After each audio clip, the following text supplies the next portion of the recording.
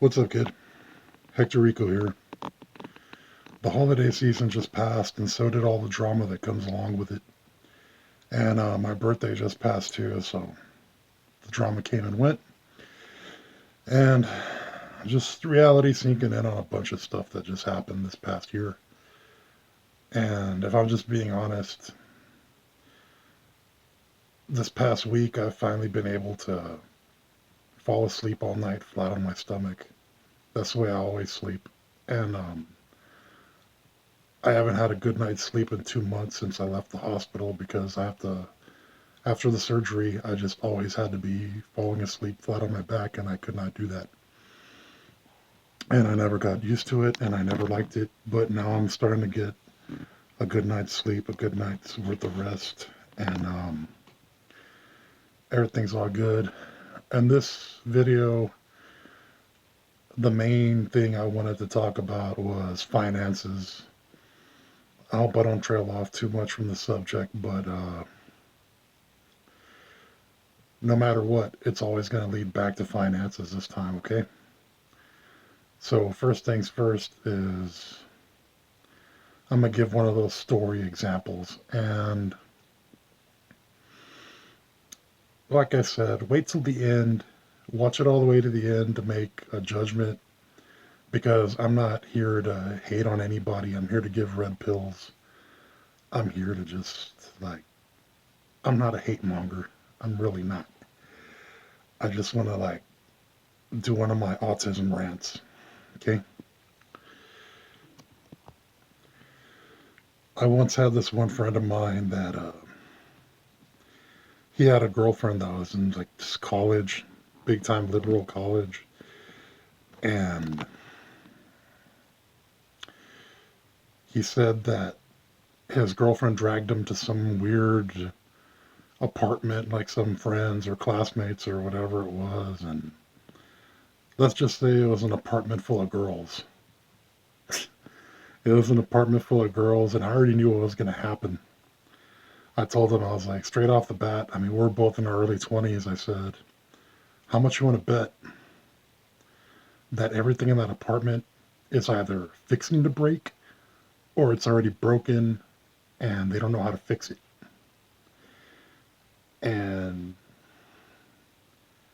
he's like, what do you mean by that? I'm like, don't be skeptical. Come on, man. How much you want to bet everything in that apartment is either fixing to break or it's broken and they're going to need you to fix it? And that's why they invited you. And he just started laughing, and sure enough, like a few days passed by, and he was like, "You nailed it, man. How'd you know that was going to happen?" Just call it a hunch, man. I already knew that was going to happen. With that story I just said, a lot of the times,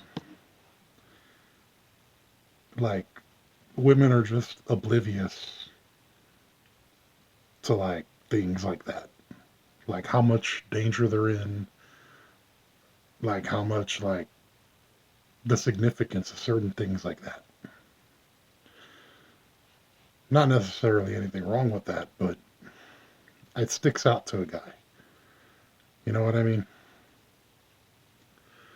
And you just be patient, man. Sometimes you just got to be patient. It'll pay off. About 15 years ago, the media had a new word for the middle class. When George W. was in office, he was always he didn't want a middle class. He just wanted it to be either you're wealthy or you're poor, and that's it. There's no middle class. And the media started calling it working class homeless. Basically, you're impoverished, but you still got a job, and at least you got some kind of roof over your head. The working class homeless, I think that's what they called it. Just the media sugarcoating nonsense again. My friends, they'll send me these crazy screenshots of all this crazy stuff they see on dating apps and stuff like that, like the biography section, and It just keeps getting worse and worse and worse. The thing about it is like a lot of women don't realize how homeless they really are or how poor they really are. And I'll get let me just I'll work up to something sooner than just give me a minute. And it's bad. And it's bad enough as it is with the way communication is nowadays.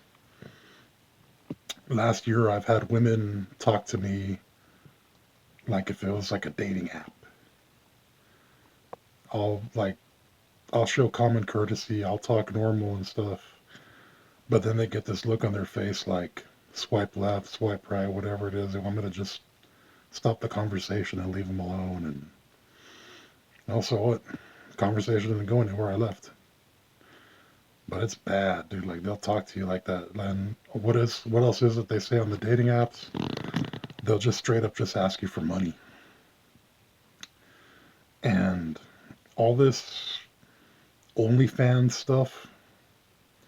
Because on the dating apps, if you get a response, half the time it's some girl pitching you her OnlyFans account. All this OnlyFans stuff, all it is just legal prostitution. Of course, there's going to be a really rare case, like some woman makes like a good 50, 60,000 or whatever in a month, but that's rare. That's really rare. That's like the top 5% of like OnlyFans people. Like everybody else is just like some single mom or some drug addict who just needs to make some money, and it's always the same thing, man. Like a single mom, she's always moving around from house to house. A lot of the times these single moms say they don't want material possessions because they can't handle hoisting up all these heavy boxes and moving away to a different Section 8 apartment, or they'll live in a hotel, they'll live in a car. They have no real concept of like a standard of living or like a good one. And I guess I could tell you a story. When I was trucking, I'm pretty sure this happens to some other truckers, but this like happened to me a lot. When you take your break, you you have to take like a break once a week. And let's say there's like a hotel next door to the truck stop. There's always going to be some woman hanging around the truck stop, and she'll be like, uh, she's going to tell you, oh, I live out of my car and I'm homeless and this and that. She's basically asking you to take her next door to the hotel. And the first time, like, I fell for the sob story, but then I noticed, like, why is it this always happens every time it's like a truck stop next to a hotel? And that's one way that truckers date. I'm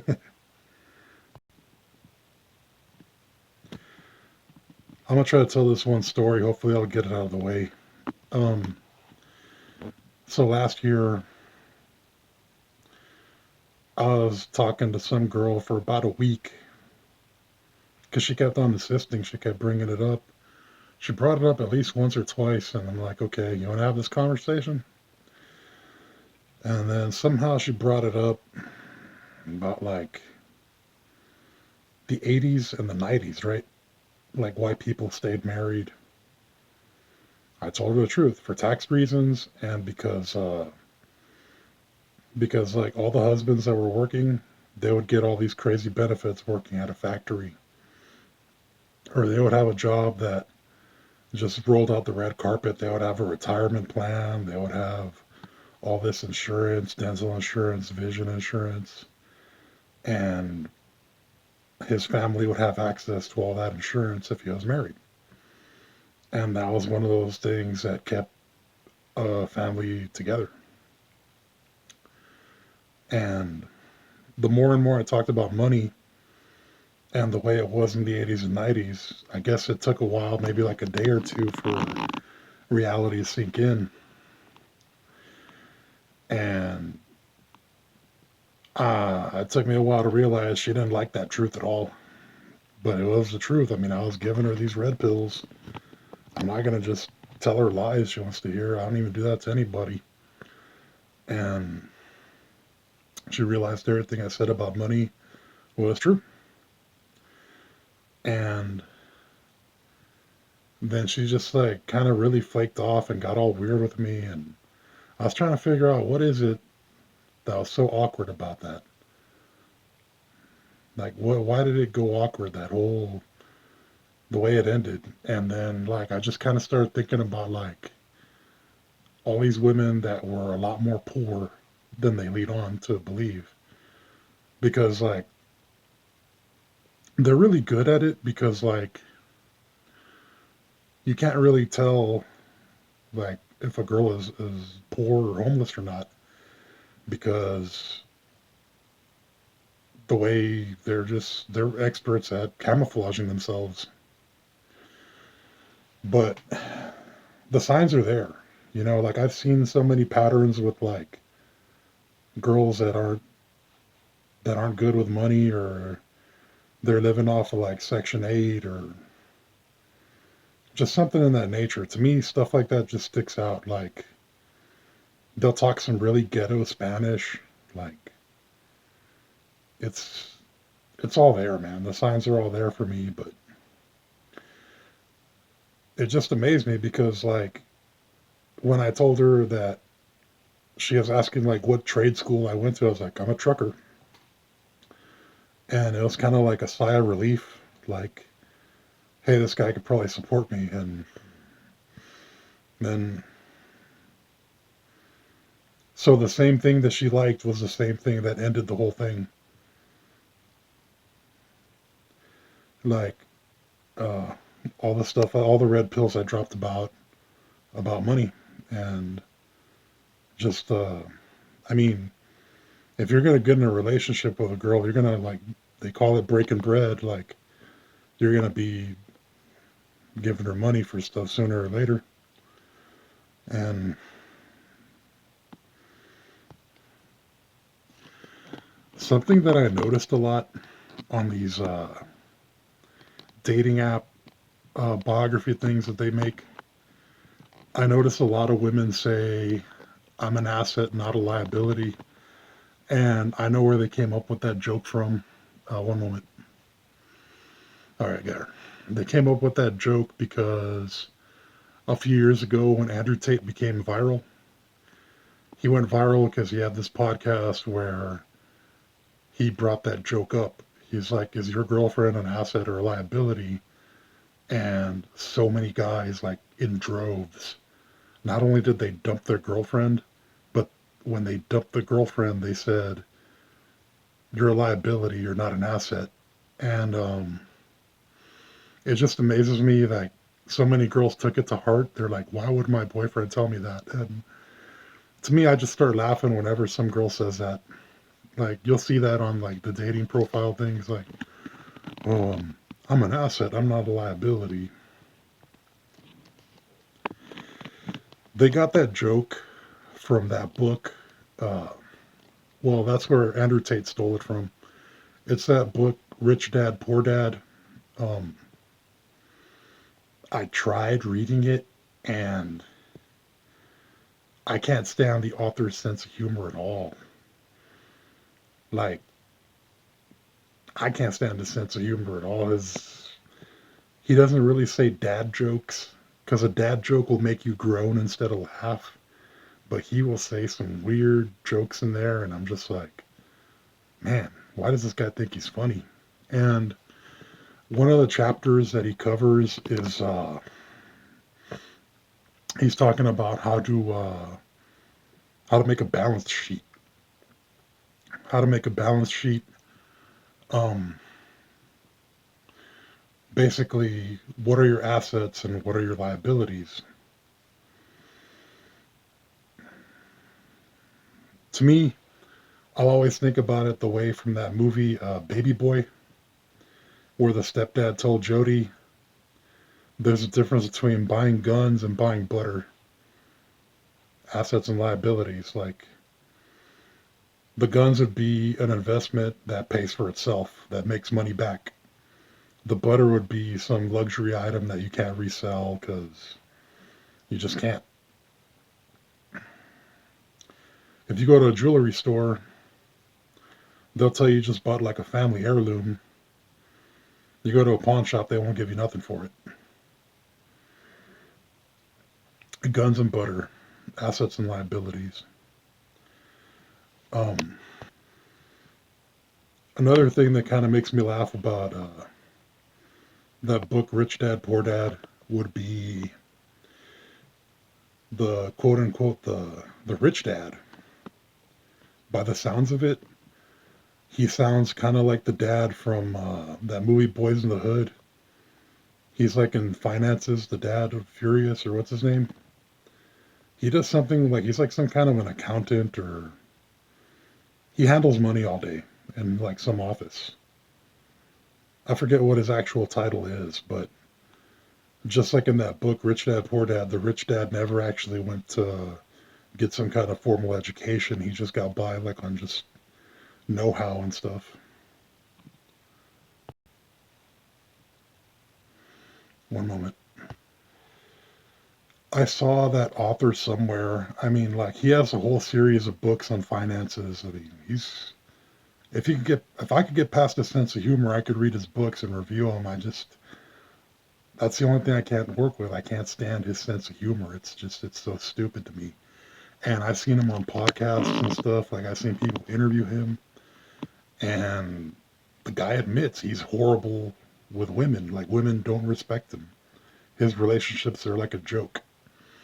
And I've seen guys like that here and there that they got all this money, and you take a look at his wife that just treats him like a joke. I mean, you could tell sooner or later they're going to get divorced anyways. Like uh, Tyson Fury had some Netflix documentary like that where his wife is just like, she looks down on him. She just treats him like a joke. Jeff Bezos is like that. Like his current wife, she treats him like a joke. They went out to some party and she didn't want to let go of Leonardo DiCaprio. She's all on him, like kissing on him and stuff. And being a millionaire, it's just money. It's like doesn't mean anything, man. Whatever you were when you were poor, you're gonna be the same guy you were when you got that $1 million in your hand or in your net worth or whatever it is. I mean, it changes nothing. It's, it might change a couple things here and there, but I mean, well, you know what I mean. Like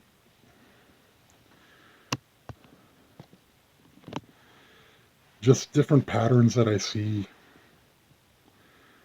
Like I said, man, when you got autism, it's like you see patterns everywhere, and past patterns predict future behaviors.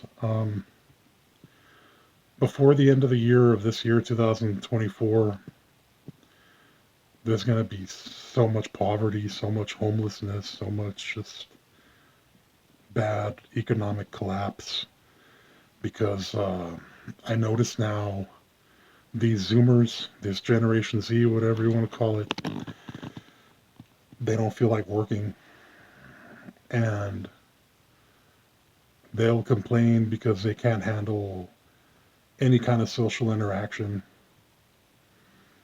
I see social media, it makes it makes you that self-centered. It makes you live in a bubble and all you focus on is whatever you want to hear. And this generation of Zoomers, they're such spoiled brats that they never grew up. And it's bad, man. It's bad to see a full-grown man with the brain of like a 7-year-old. And stuff scares me, man. Like, it scares me how people think that the internet is a real place, and it's a scary idea. Like, I feel blessed that I made it to this age, but I feel really bad for this generation of Zoomers. They got nothing really good to look forward to, and I mean, and they won't know how good it is that someone from my generation really had it, and all the good things I saw, and a lot of those things are just a bygone era. But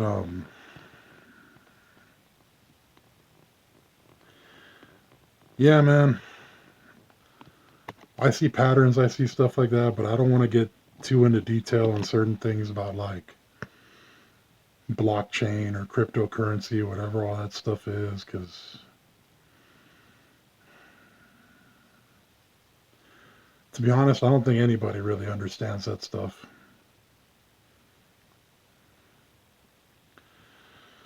And yeah, man, I mean, if there's any advice I could give to someone who's younger and wants some red pills, just keep reading books about finances and personal finance, and you're going to be dealing with money and women the whole rest of your life. Listen to somebody who can give you red pills, especially if you want to get to certain things in life. And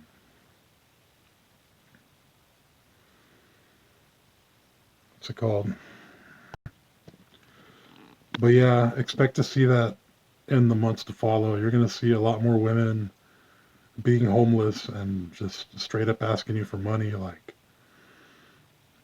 the craziest things I saw that from like a dating site, some woman straight up said like,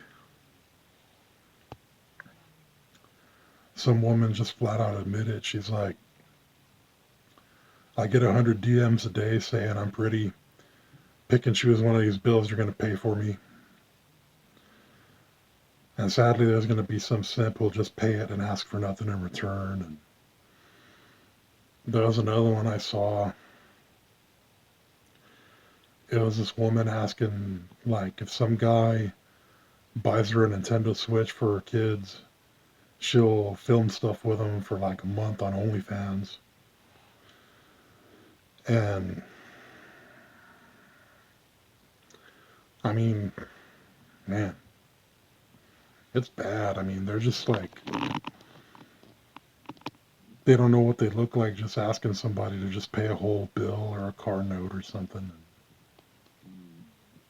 Well, that's just what society is, man. It's crumbling. It's just crumbling, and it's only getting worse. And